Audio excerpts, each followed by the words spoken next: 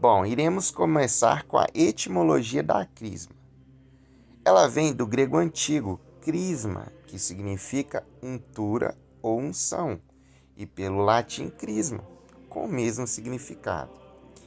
Mas e aí, qual é a função da crisma? Bom, a crisma nada mais do que é a confirmação da graça do Espírito Santo e o aumento do poder e da influência dele sobre nossas vidas.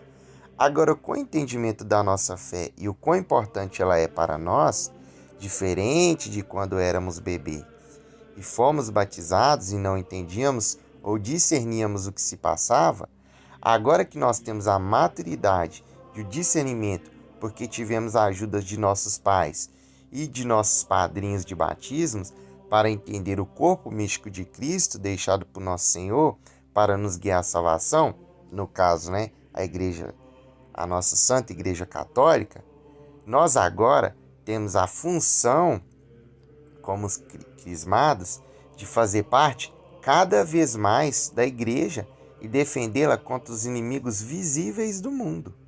A crisma, ela tem a função de nos marcar como soldados de Cristo, já que agora estamos em fase de amadurecimento. A crisma nos dá os 7 dons do Espírito Santo.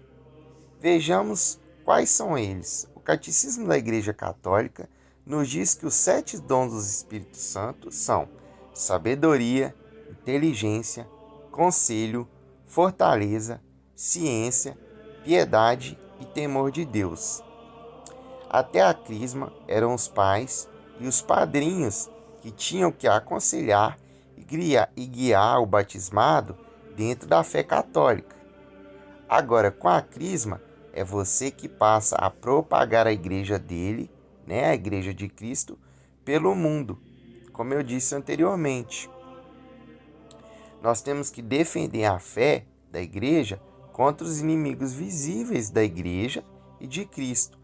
Um dos maiores teólogos e pensadores cristãos já existentes, São Tomás de Aquino, em sua Suma Teológica, nos escreve, na Suma Teológica 3, terceira parte, na questão número 72, artigo 5, ele nos diz o seguinte: como o batismo é uma geração espiritual para a vida cristã, assim a confirmação é um crescimento espiritual que faz o homem avançar até a idade perfeita e espiritual. Existe diferença entre uma pessoa que foi apenas batizada e outra que já recebeu a crisma. E São Tomás de Aquino vai nos explicar, ele vai nos dizer que o sacramento da confirmação dá ao homem um poder espiritual para determinadas outras ações sagradas, além daquelas para as quais o batismo qualifica. Deste modo, pessoal, ao ser batizado, o homem ele recebe um poder, mas ao ser crismado, ele recebe um poder ainda maior do Espírito Santo. E aí São Tomás continua: pois no batismo, o homem recebe o poder de realizar o que concerne à salvação pessoal, enquanto vive para si mesmo, mas na confirmação, recebe o poder de realizar o que concerne ao combate espiritual contra os inimigos da fé. O poder do sacramento da confirmação, ele confere ao homem uma missão pública.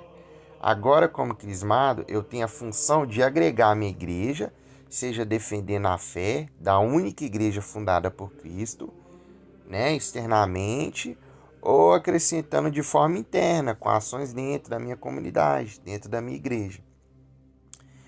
E ele continua, O combate espiritual contra os inimigos invisíveis cabe a todos, mas a luta contra os inimigos visíveis, isto é, contra os perseguidores da fé pela confissão de nome de Cristo, é própria dos confirmados, ou seja, dos crismados, que já chegaram espiritualmente à idade viril.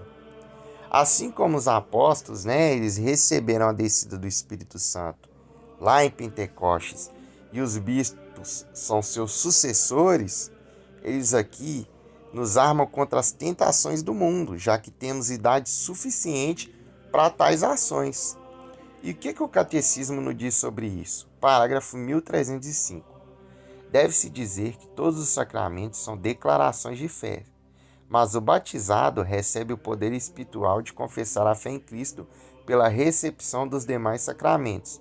O confirmado, porém, recebe como dever de ofício o poder de professá-la com palavras publicamente.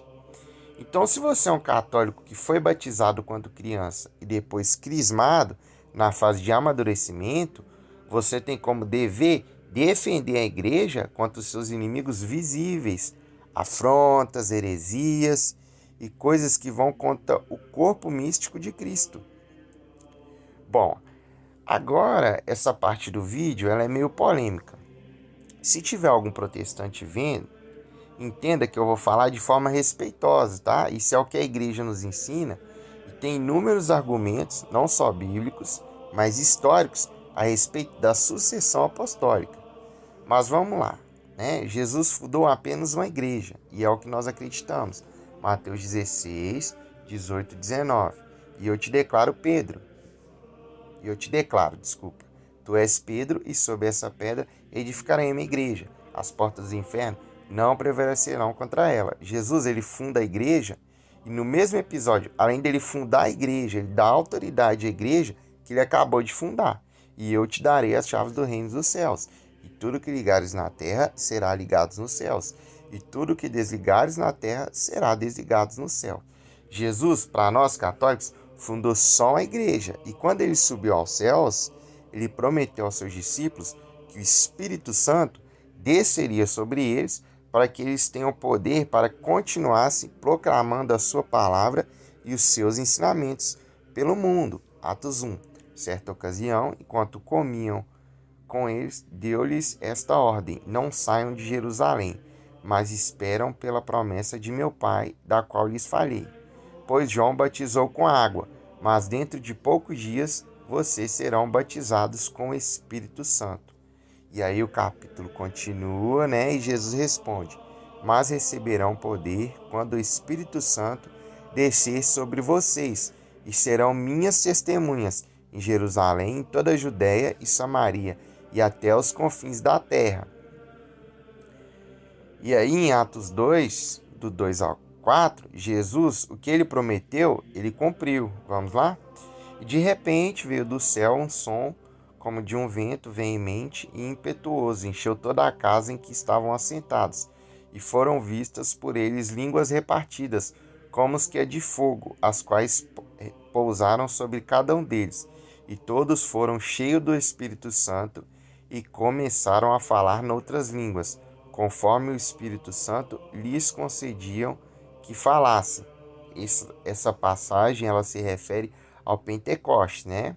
Depois desse episódio, os apóstolos, eles saem pelo mundo fundando igrejas, nomeando bispos, e esses bispos, eles vão nomeando outros bispos, que vão nomeando outros bispos, que vão nomeando outros bispos, até chegar nos bispos de hoje. Portanto, nós da Igreja Católica, seja de rito romano, de rito bizantino ou de outro rito, nós temos dentro da igreja a sucessão apostólica. Jesus, ele fundou só uma igreja, né?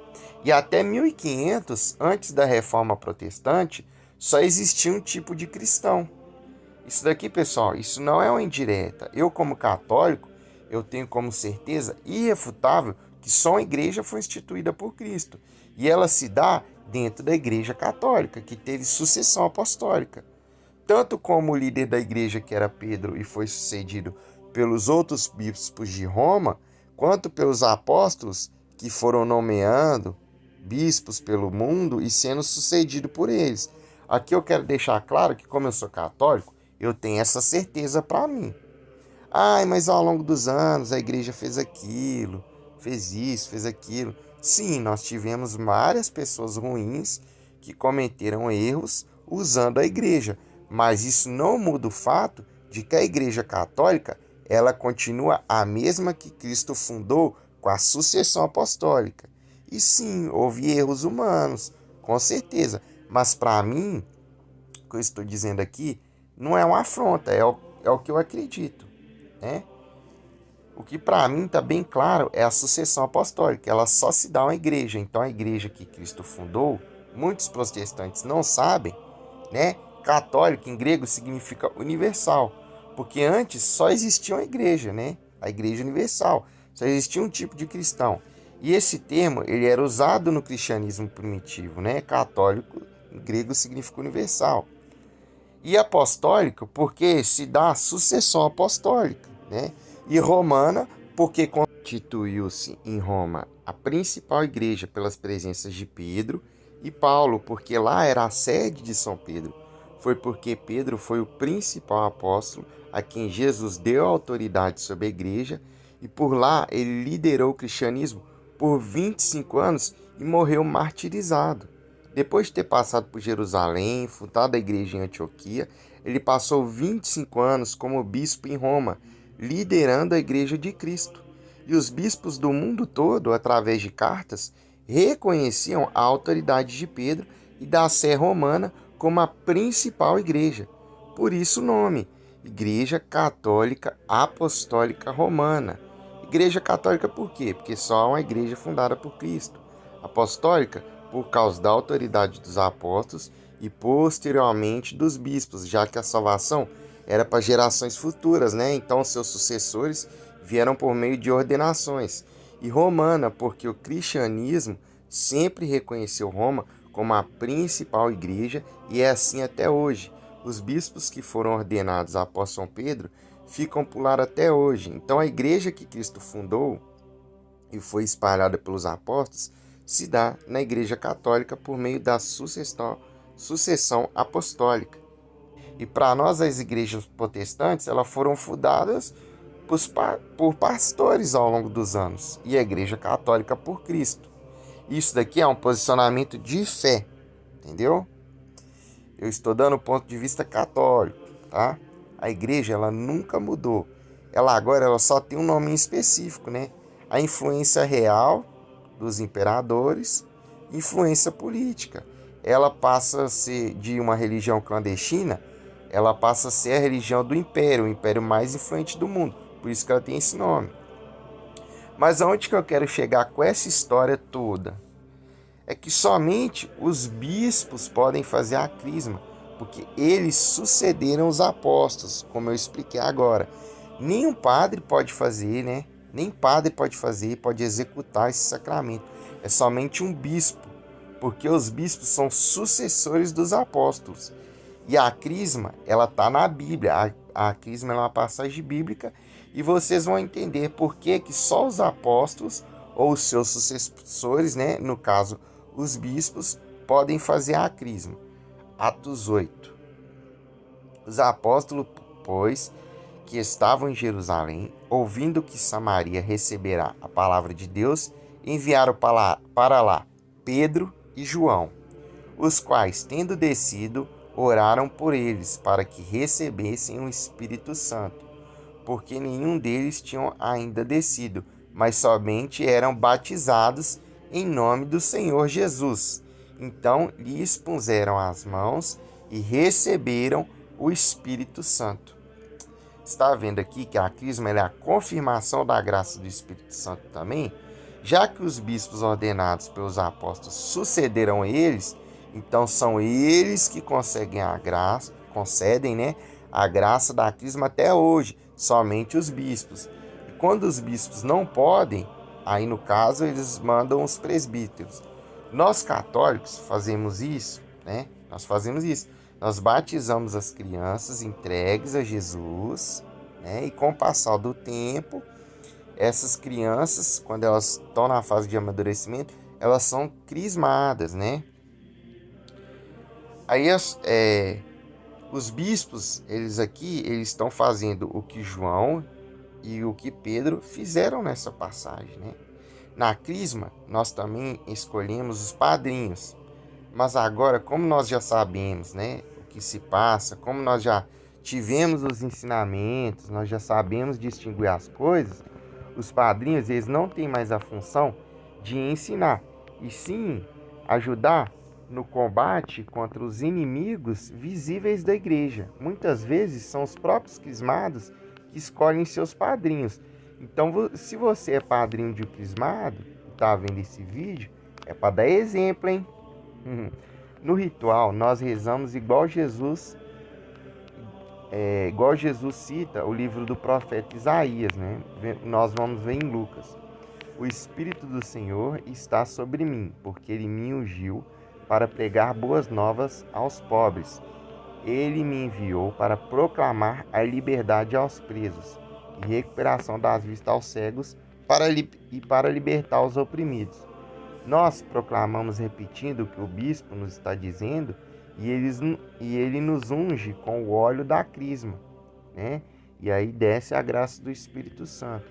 O óleo, como eu já disse em vídeos anteriores, ele representa a marca e o selo daquele que tem Deus contigo, daquele que caminha com Deus. O Catecismo nos fala no parágrafo 1296. O próprio Cristo se declara marcado com o selo do Pai. O cristão também está marcado com o selo. Foi Deus que nos concedeu a unção, nos marcou também com o seu selo, e depois as amarras do Espírito em nossos corações. Este selo do Espírito Santo marca a presença total a Cristo, a entrega para sempre ao seu serviço, mas também a promessa da proteção divina na grande prova escatológica. Nós nos tornamos soldados de Cristo em defesa da fé, e o Espírito Santo nos concede o discernimento sobre as coisas. Esse parágrafo ele é o resumo de tudo que eu disse para vocês até agora